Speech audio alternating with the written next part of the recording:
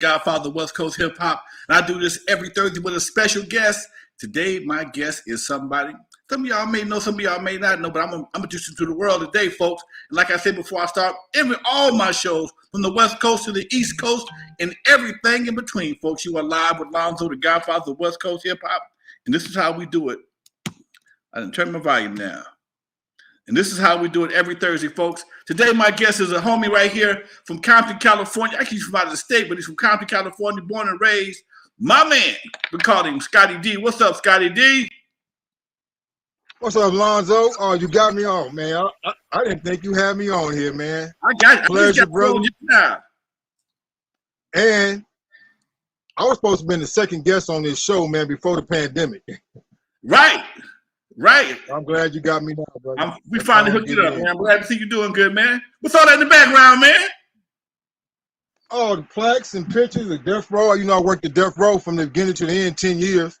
Okay. I did everything for N.W.A, all the promotions for them.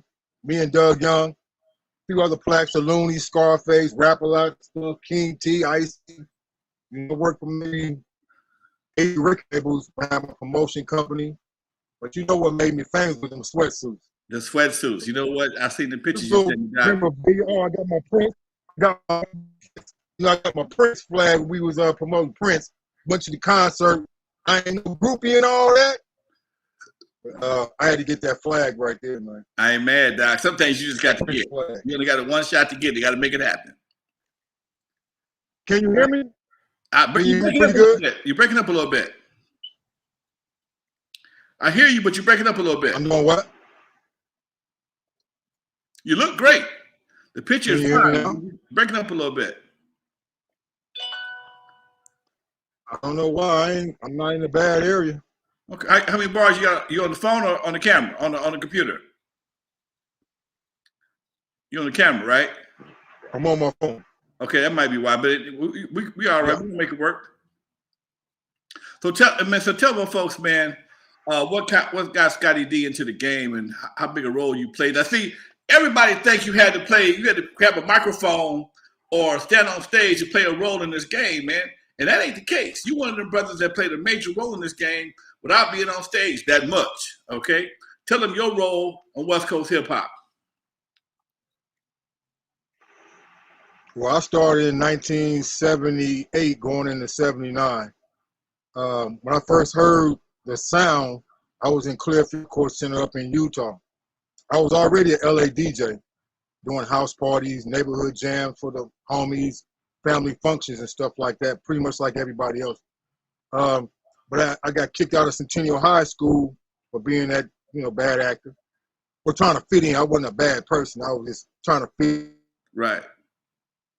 Scotty D. Spencer joined. Okay, hold on. He ain't going nowhere. He back. He's still there. There you go. To make a long story short, I get to Clearfield Job Corps Center. And right when I walked in, I heard this sound in this cubicle. And I looked in there, and this little kid was in there chanting over a beat. Okay. And it sounded like he was rhyming. I'm like, oh, that's kind of nice. I said, yo, can I come back and holler at you? I came back and hollered at the dude after my orientation. And that was my introduction to hip hop before it had a name. Now, we were doing it before it had a name. Okay. In other words, we fell in love with something we knew nothing about. I understand. Like a religion. Oh, I fell in love with God. Allah. You fell in love with something that you didn't know nothing about. Right. You tried to birth it, you raised it, you fed it. And that's what I pretty much did for this culture on the West Coast. Not just West Coast, but I did a lot for the East Coast, because the first group that I was in before Uncle Jam's Army was a group called the Soundmaster Crew. 1979, same year, I came home from Job Corps for a vacation. And this kid that was chanting, I told you about, his name was Tony C. He was this guy named Jimmy Spicer's first cousin. Okay. So Jimmy Spicer came out with a song called Super Rhyme. Okay. Tony gave me 3 test press of this song. I brought them home with me. I took one to Lonzo, to your club, right before you opened up. Right before you opened, I brought you this test press. I took one to Disco Daddy, and I also took one to the Carolina West. I'm only 16, 17 years old, but I'm getting in these clubs because, I just look older and more mature than what I was all the time I was growing up. And that was my first record I pretty much promoted.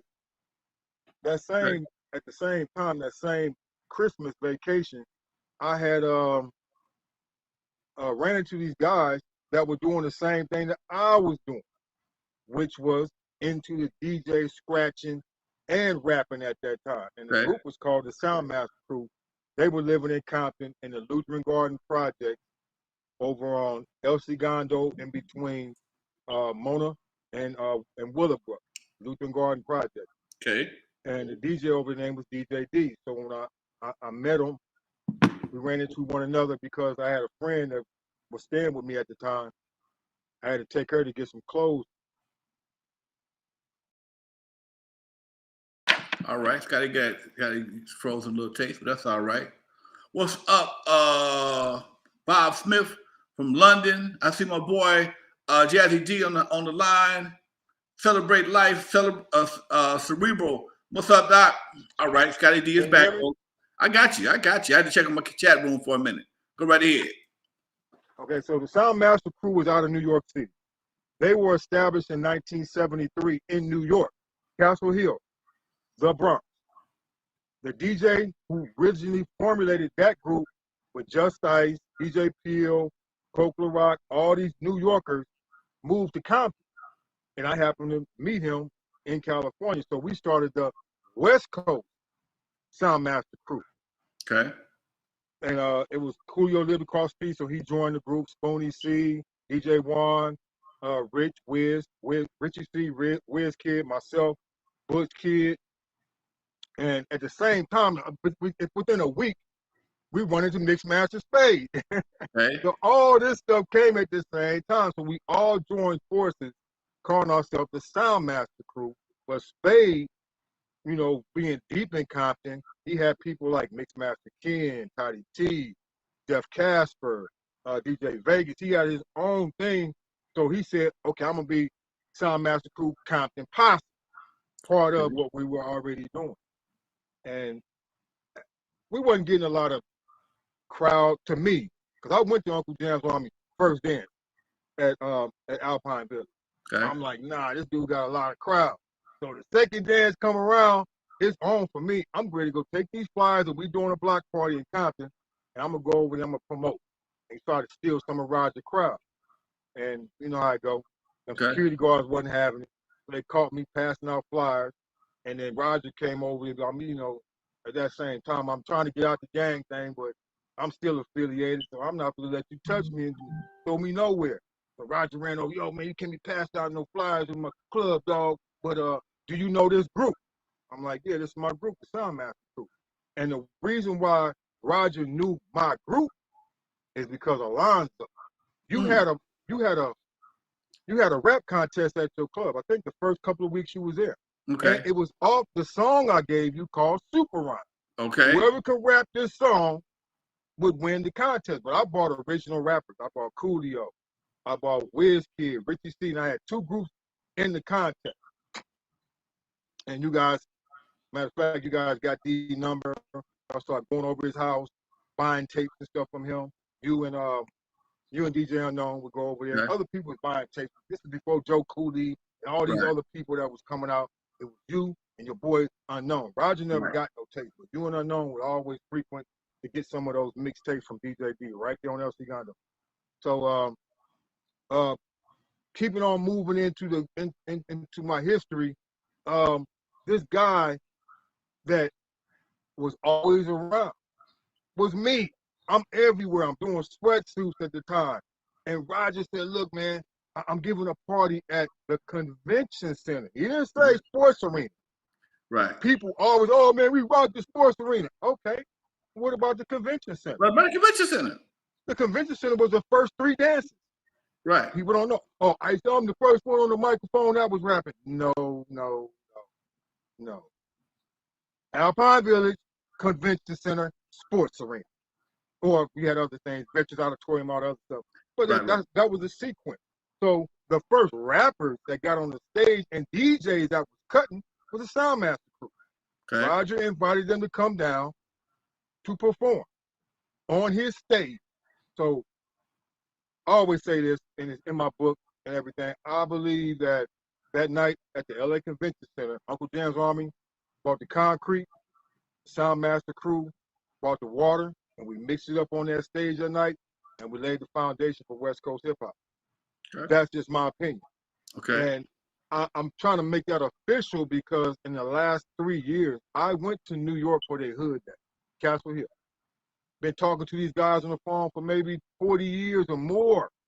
And I go there. I drove all the way. I went from California, picked up my brother down in Arkansas, and we went up to New York. Rolled up, got my Compton hat on, got my Compton Soundmaster shirt on. We rolled up in there, and it seemed like it just opened up, the sea just opened up. Thousands of people were there. I don't know if you ever been to a New York function, but they're outside, so everything's free.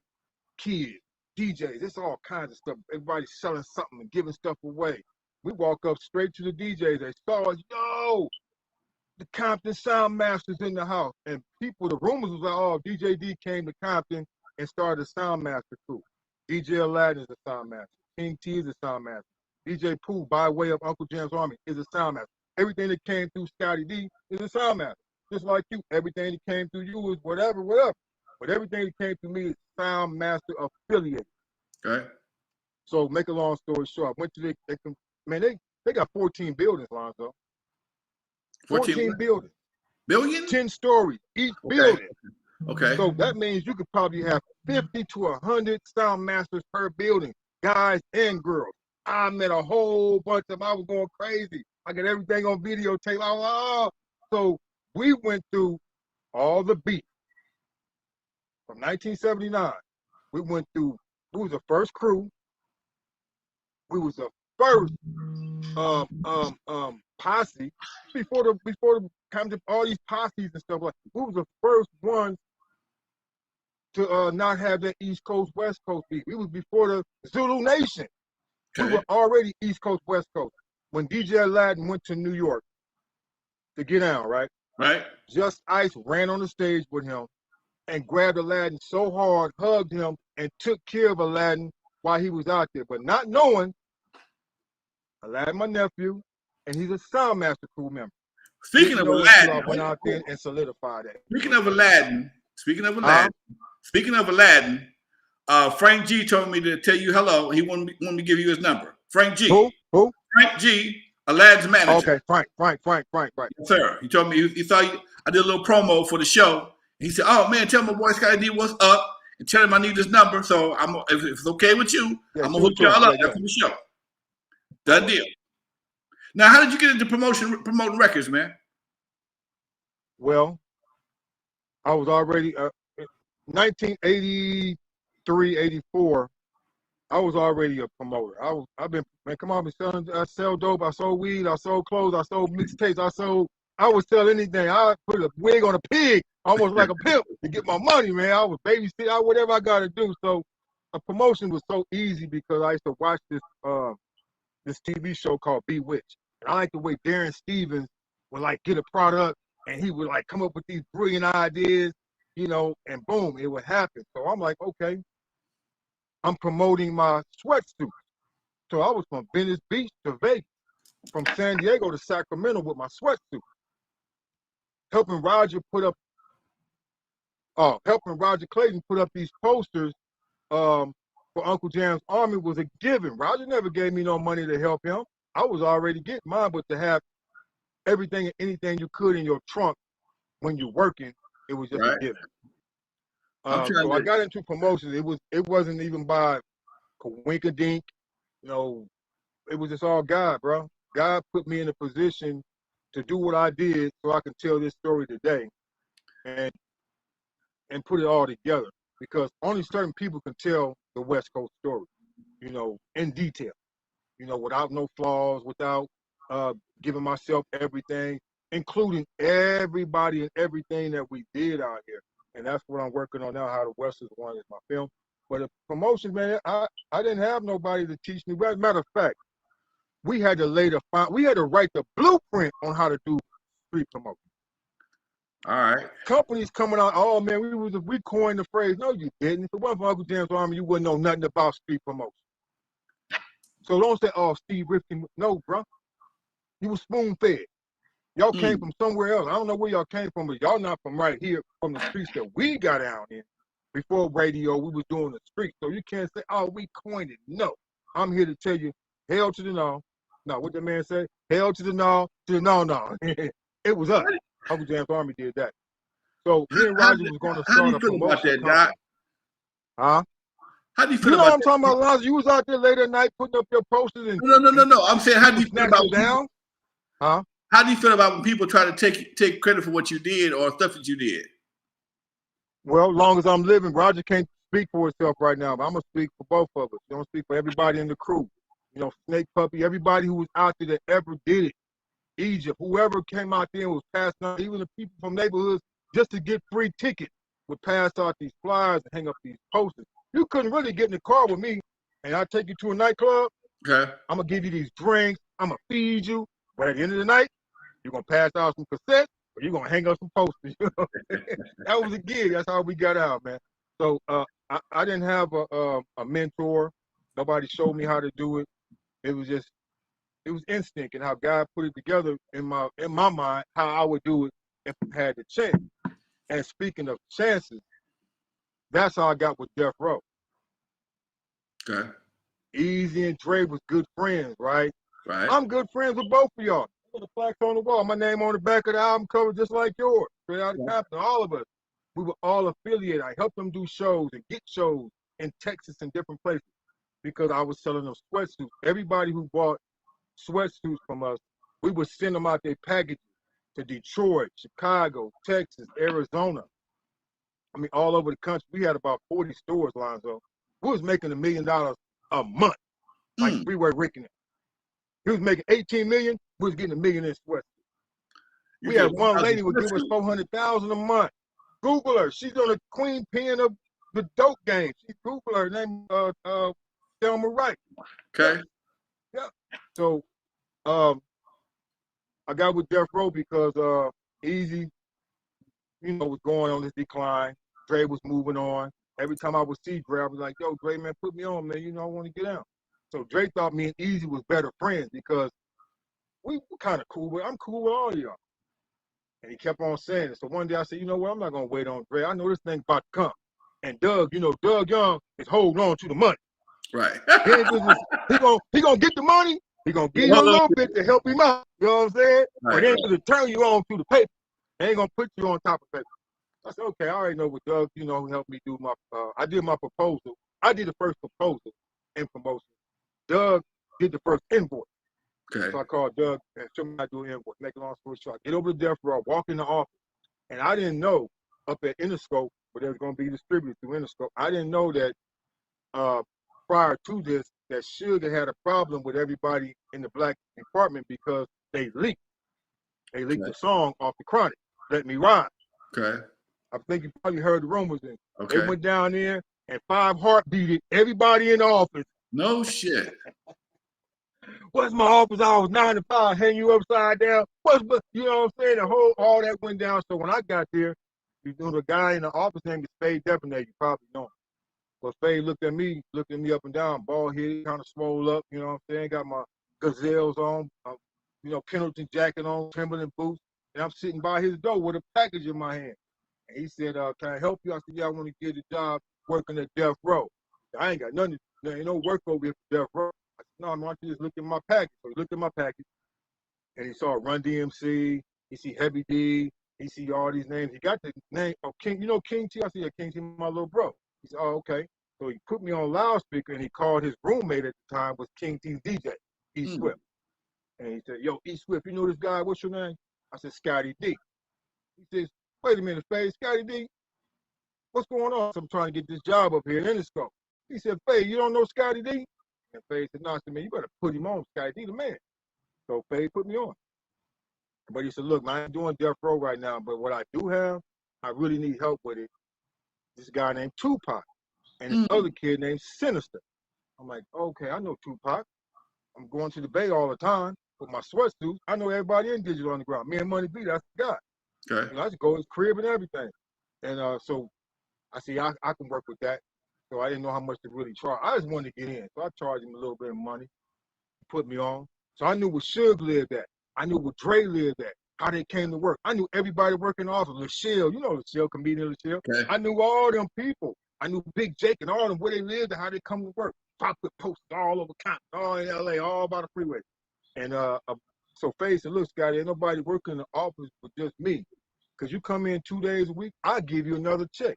So I'm getting a street promotion check, and I'm getting that office check. So I'm sitting at my desk one day, and this big dude walked down the hallway. I see him coming. Ooh, that's Big Jake, Campanella Park. Ooh. Oh, like I'm on, hey, yeah, Thursday, man, make sure you turn your invoice in, you know what I'm saying? Big Jake go around the Fade office. I'm this ear hustling. And Jake said, hey, Fade, hey, man, who was that putting up them Tupac posters in L.A.? Should want to know. And Fade was like kind of like a little, shook up about what happened, about a month before, you know what I'm saying? Right. Fade kept a pistol in his drawer from that point forward. They make a lot of time. He said, his name's Scotty D. I'm like, I grabbed my phone, and I knew Jake was coming to see me, right? And I've been knowing Big Jake. I'm from Compton, Carver Park. Jake Campanella Park. Crip, your blood. Make a long story short, Jake walking in. I'm on the phone. I put my finger up. Hold on for a second. Rest in peace, Big Jake, matter of fact. Love. Hey, make sure you turn your invoice in Thursday, man. So you can get paid. I'm going to send you some flats and some more cassettes, right? All right, later. Can I help you, sir? Hey, your name's Scotty D. I said, yeah. He said, should want to holler at you about some business. I'm like, okay, all right. So at that time, remember them pens, them big old fat, big pens, the fat, they just came out. I grabbed my pen. I'm going up here to see Suge. But see, I've been knowing Suge. I just want to make sure he remember me. Okay. One time we was on tour, and Suge was bodyguarding Bobby Brown. Bobby Brown was at LL Cool J's door. I went in there and sold LL some sweatsuits. On the way out, Flavor Flav asked me to roll with him to go get some pizza. I said, Suge, you want something back from the store? He said, nah, I'm good. I still bought him back a soda and some chips or something like that. You know what I'm saying? Gave it to him. And I want to see if he remembered that. Make a long story short, I go up to Suge's office. When I walk in, this is a trippy part. Walk in the office, and I see Lachelle, his cousin, Lachelle, sitting at the desk. I said, what's up, Lachelle? She said, what's up, Scotty? What you doing up here? I got to talk to Suge about some business. And first thing come out of my mouth was, ooh, what you then did?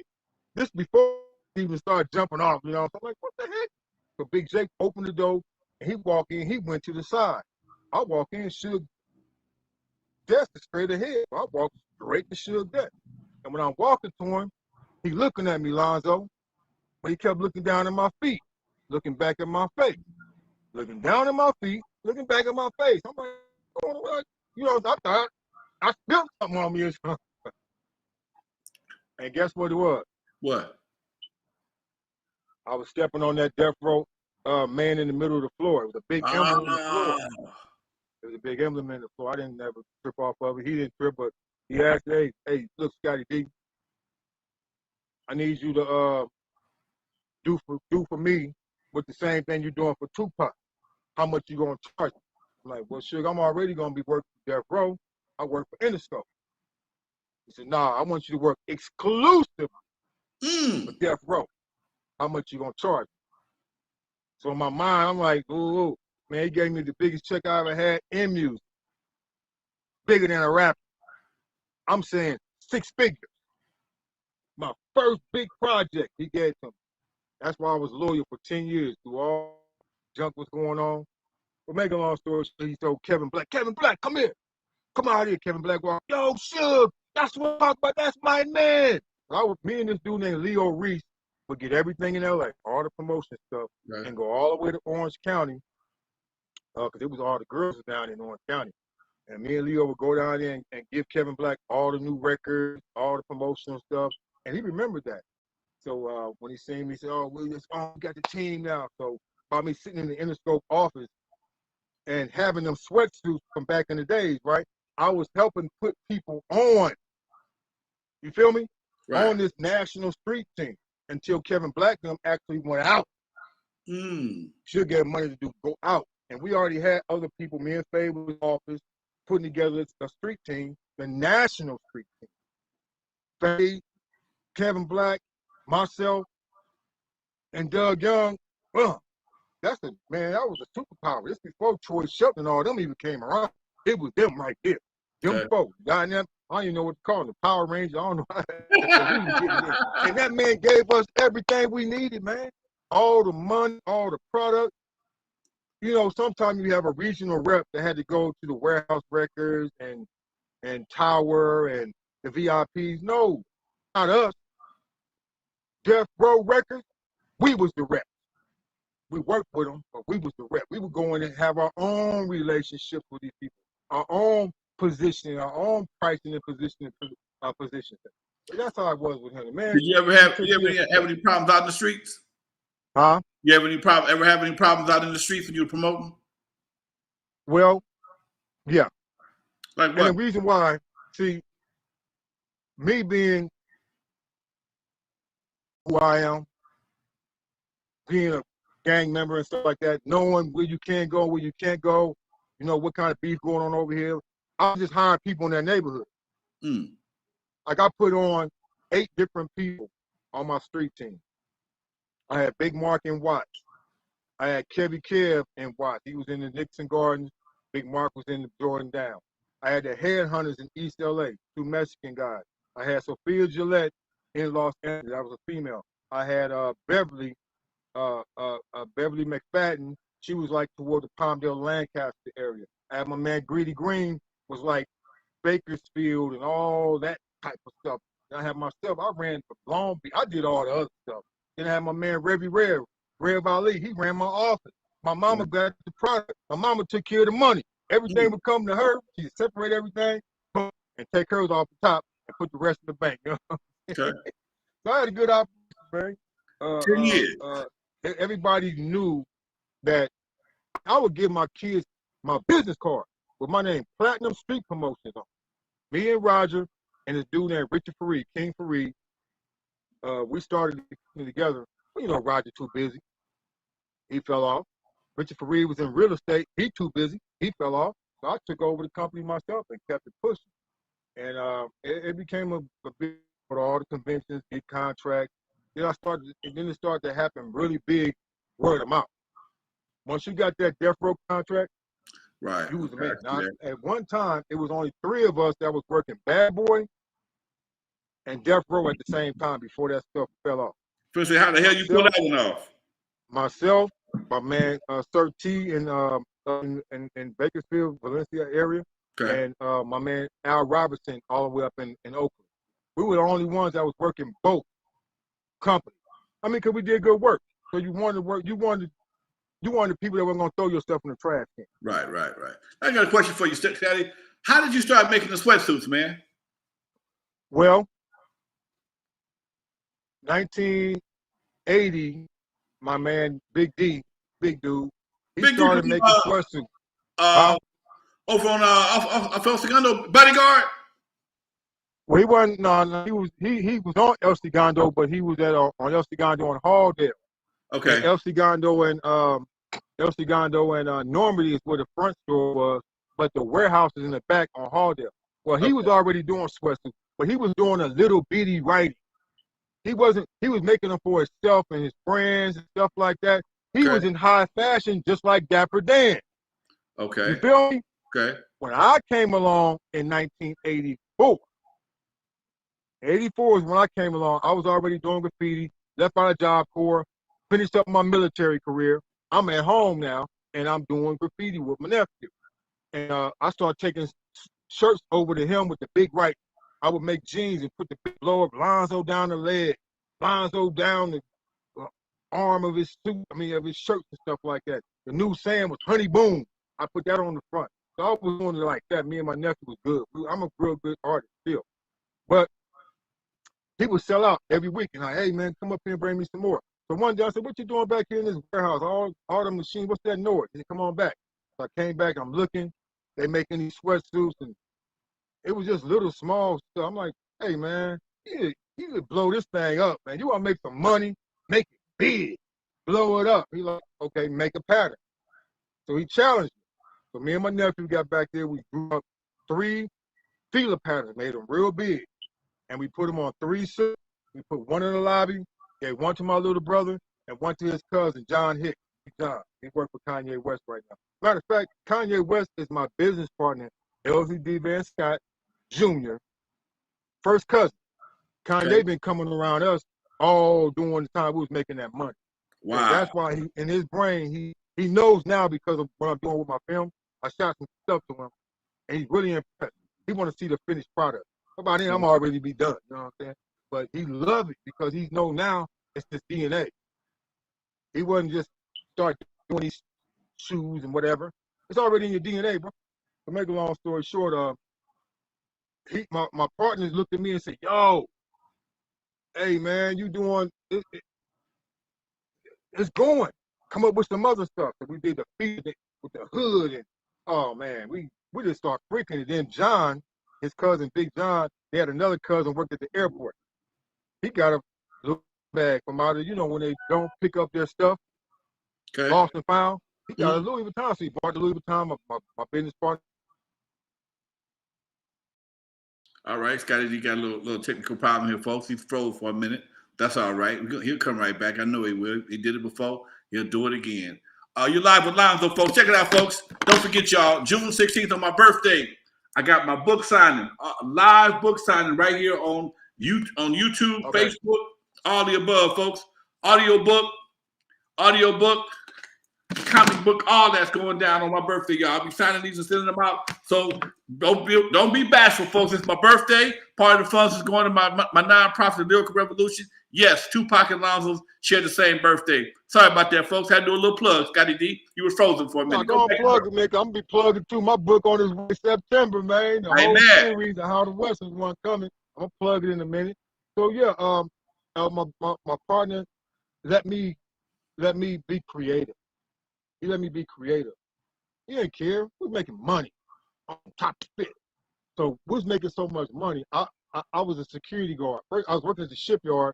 I left the shipyard, started working for the gas company, and then I started being a security guard. My partner had a security company, and he had a position way out in the valley that he didn't have nobody to fill it.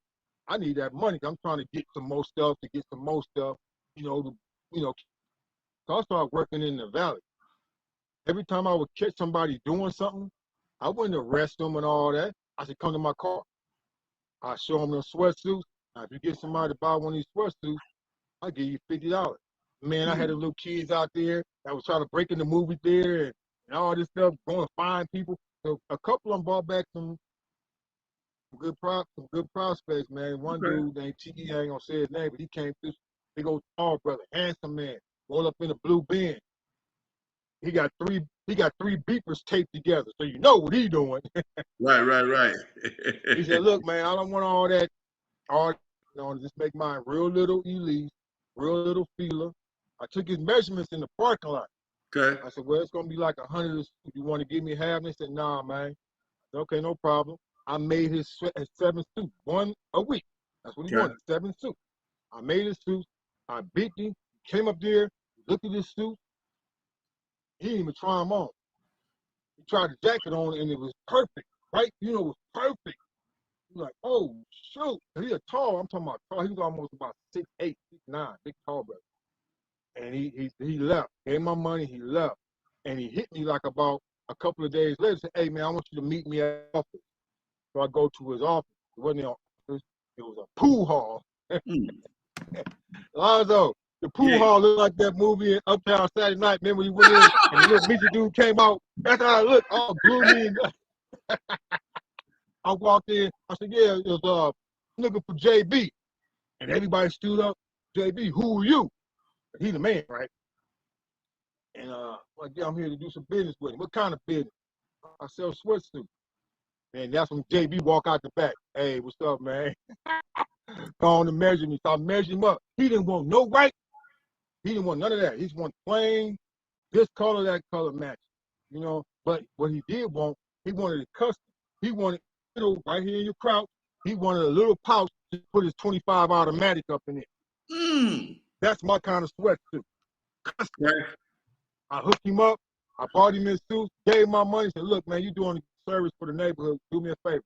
Go down the street, right there on Van Nuys and Glen Oaks, and ask for Leroy Adams. Tell Leroy you want that empty store that's right there.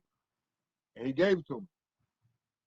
I Wow. put my own money up. They never helped that, but they put the word out that they wanted me in their neighborhood, which is in Pacoima, California. That was my personal store, my own, and it ended up being the most famous store that we had out of all of our stores. We had 5 stores.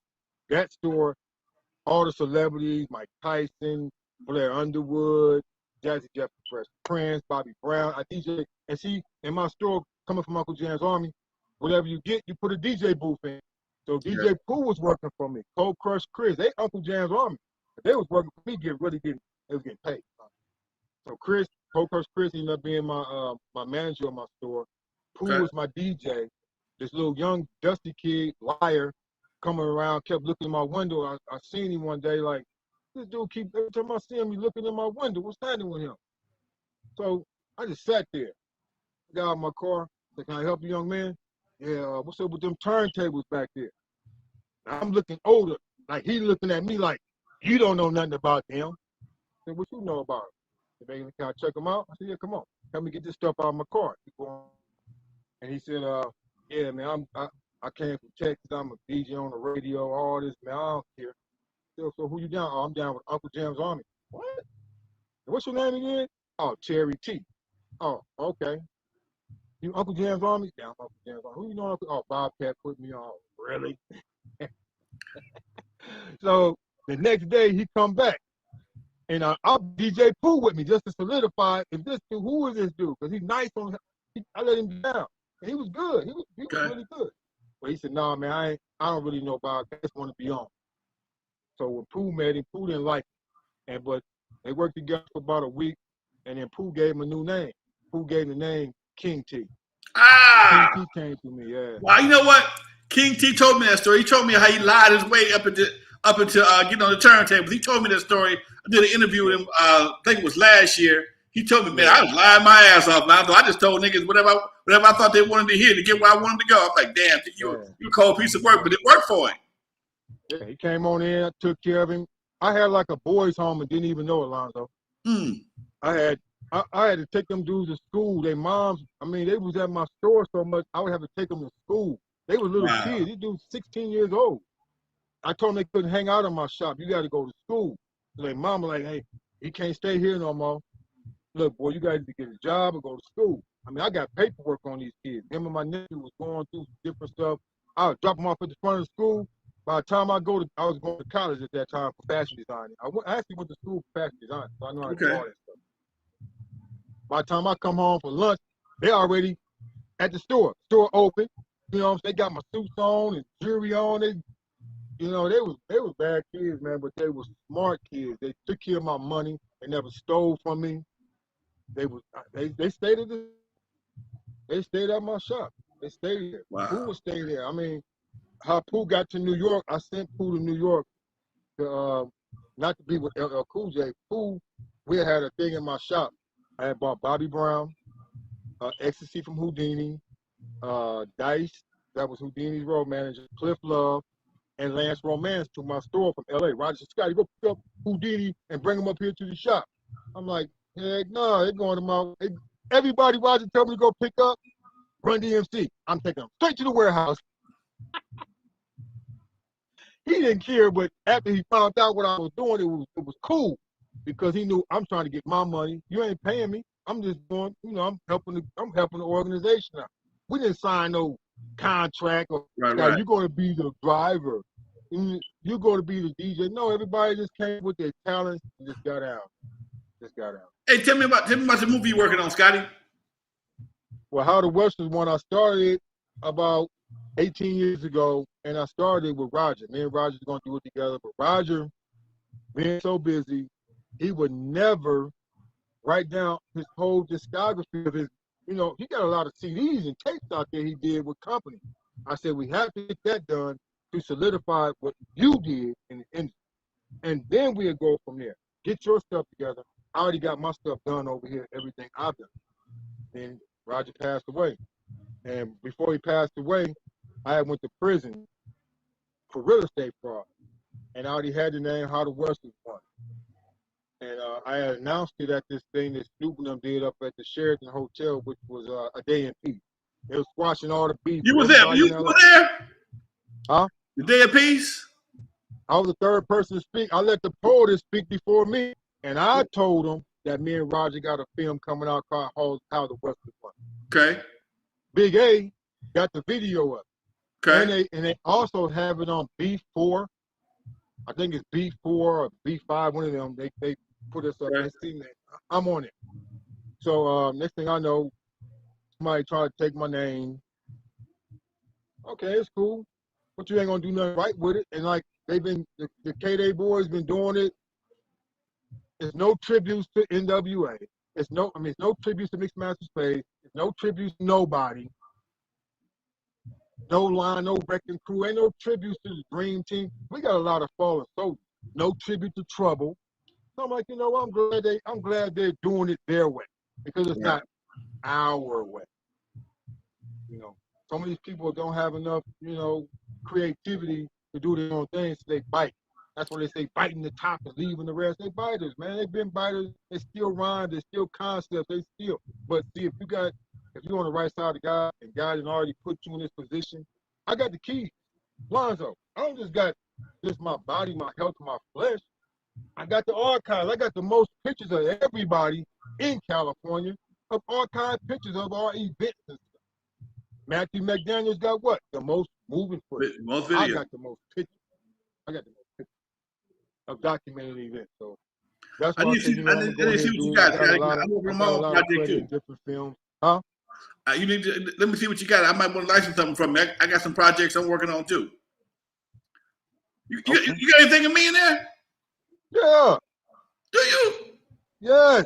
I need to I see. don't know why y'all be acting off. Y'all be thinking Scott, they don't be saying, oh, he's a pioneer. I don't do all that stuff. No, just call me an architect. Reason why I wrote a blueprint on how to do street promotion. Okay. I wrote a blueprint on how to license your pictures through Matthew McDaniel's tutelage. Okay. You have to know how to write a blueprint. Come on, man. We brought something else to hip hop that nobody else had. West Coast fashion. Dapper Dan wasn't doing when Dapper Dan seen what we were doing by way of Houdini, Grandmaster D. All right. He was high fashion. He wasn't doing no hip hop clothes. Okay. That makes us number one. And I got a couple of deals on the table right now with a few companies, man. They're gonna give me a signature line. You know what I'm saying? So, okay. But I want to do my film. I want this film to speak for itself. Let me tell you something, Lonzo. We didn't get arrested. Man, they raided us and we got indicted like dope dealers. Who did? The Sweatsuit company. Why? We were copyright infringement. We was putting feeler on it was our clothes. We was making our design with the hoods and all that, the zips in the back. You could unzip your arm. Those were custom suits. But I was using Lonzo's name, feeler name, Louis Vuitton product. Louis Vuitton didn't even have a sweatsuit.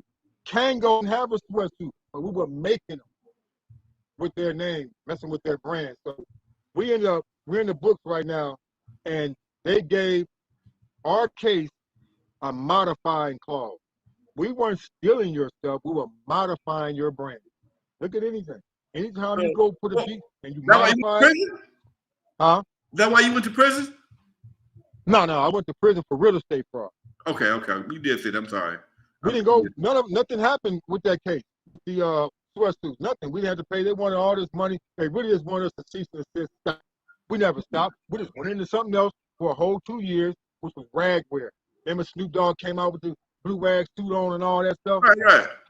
That was us doing all the different red, blue, green, purple, brown. That was us doing rag wear, man. We flipped the script and we came back to it. That was us. I didn't know that. I sent you a picture of it. That was us, man. How'd that work out for you? My man, huh? How'd that work for you? Everything worked. Everything we did made a lot of money, but just my business partner died, man. And I was like, when he died, I just didn't have it in me no more for that. I was already doing other stuff.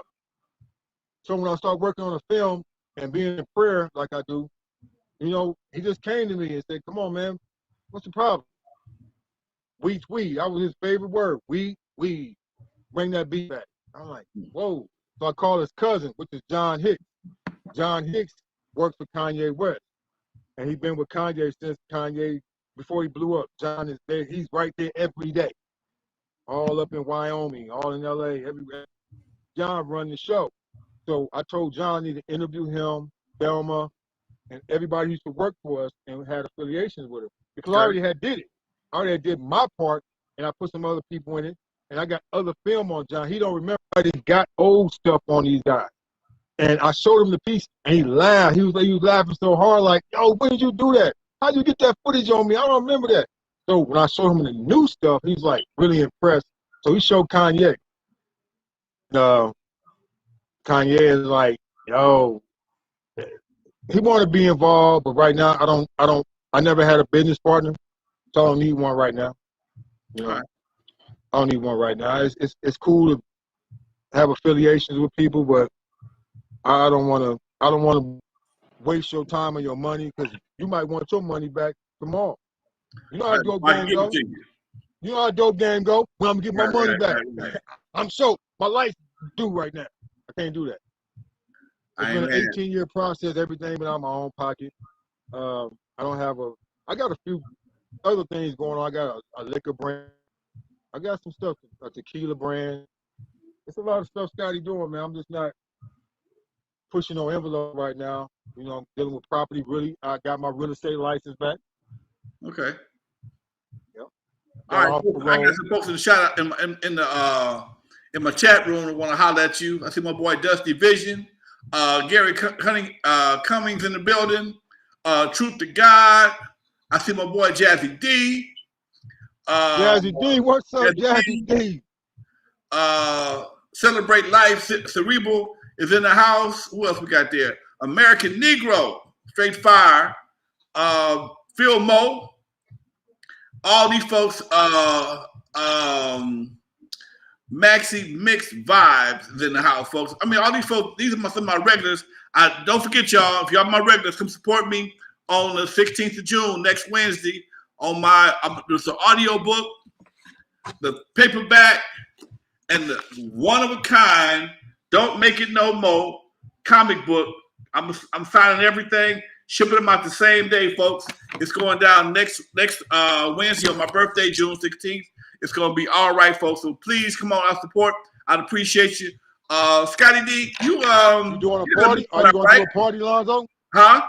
Are you doing a party? I'm doing a party on June the 19th at the French Quarters in Bellflower. Me, Arabian Prince, Richie Rich from the LA Dream Team, Paul Stewart, and Kevin Nash. We all got together. We're doing a big party at the French Quarters. Hey, what's my man name who run that club? What's his name? Ernest. Big Ernest. Yeah, Big Ernest. Yeah, old Ernest. Ernest still hanging in there. That's all right. He's still doing the same, man. Ernest used to run the Hop for years, man.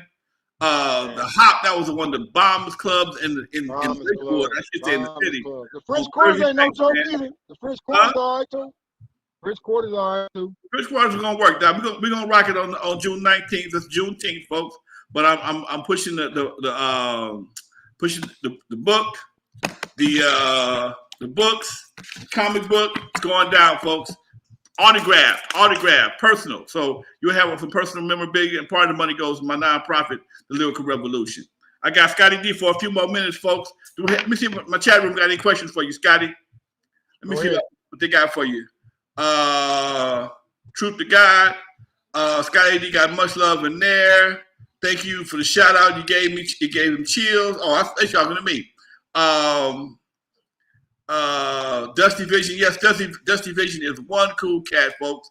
I got to give a shout out to Scotty D, man, because Scotty D, when you are behind the scenes making things happen, you get the plaques, the people know what you did. I mean, the artists know what you did, but the people don't know what you did. When you say you were architect of street promotions, ain't no award show for that. You know what I'm saying? It's just people in the game can appreciate your work, but the fans of the game don't understand. Without your work, you might not know as much about the artist as you do now, because somebody got to put it out there in your face. And that's what I got you on the show today for a minute. Show some love to you, Doc, because you always show love for me, man. I never bought a sweatsuit, but I was a wrecking crew. You was Uncle Jam's Army, but we ain't never had no beef. All right, and that I respect from all my. All the reason why you wasn't buying no suits because you was in that high fashion. You wasn't no sweatsuit dude. All you had to do is come through, Lonzo. I ought to put you in some fly velour. I ought to put you in some fly velour. Some had you looking fly, man. Did you make the jackets too at one time? Huh? When you making jackets? Yeah, we did jackets. We did N.W.A. jackets. We did JJ Fast jackets. I think we did some stuff for the Chill and CMW. We did Big Slip, Big Terry. We did the whole crew. All the DJs over there, the twins, all of them. We did Uncle Jam's Army first sweatsuits. When y'all at the party up in Pasadena Civic Center, we did all the sweatsuits for them. I did a lot of album covers. I did album covers for the DOC, the Feel It Fresh crew. Right. I sent you that picture too. The little baby on there. That's one of my suits. Jay Prince, Rap-A-Lot Records. Right. Like suit. The Ghetto Boy. They had their first album cover before Willie D and all. The first Ghetto Boys, they had the Freak Girl record. That album was all our suits. I did sweatsuits for Houdini on the album covers. The Two Live Crew album cover. Lemon Lime, West Coast Crew, Jailbait. That whole album cover was ours. All right. I mean, I was doing it. Yeah, we did tours. Where can they find you at, man? First tour. Huh? Where can they find you at? Call me on my cell phone, 661-349-0241. You got social media? I'm on Instagram, Scotty D, SCOTTYD, Spencer, SPENCR. That's on Instagram and Facebook. All right. For Scotty D, we're going to wrap it up, man. But much love for taking time out, man, to drop that history on me. And sometimes, some things I forget a little bit. I don't know everything. I didn't do everything. I just did my role. Oh, you old. And yeah, you got damn right I'm old. Okay. How you keep all that stuff black? I think you told me one time. How you keep it black? You dyed the shit out of my shit whiter than yours. I just dyed the shit out of my beard. That's all. Scotty D, much love, Doc. Till next time, baby. Keep doing your thing, Doc. We out. All right, folks. Thank y'all very much for checking out the show. That's Scotty D, my man, the promotion of architect. I'm the godfather. He's the architect, fact. Everybody got a role in this game, folks. Scotty D got here. Look at this wall back there, folks. Look at this wall. In the meantime, folks, like I say every time before I go, from the West Coast to the East Coast and everything in between, folks, you're live with Lonzo, the godfather of West Coast hip hop. Don't forget, y'all, June 16th, the audio book goes on sale live. The paperback goes on sale live. Also, the limited edition comic book goes on sale live, folks. June 16th, Saturday, Tuesday, Wednesday. God damn, I'm hungry. My birthday, folks. Me and Tupac. Show you love. Thank you very much. In the meantime, we out of here, folks. Peace.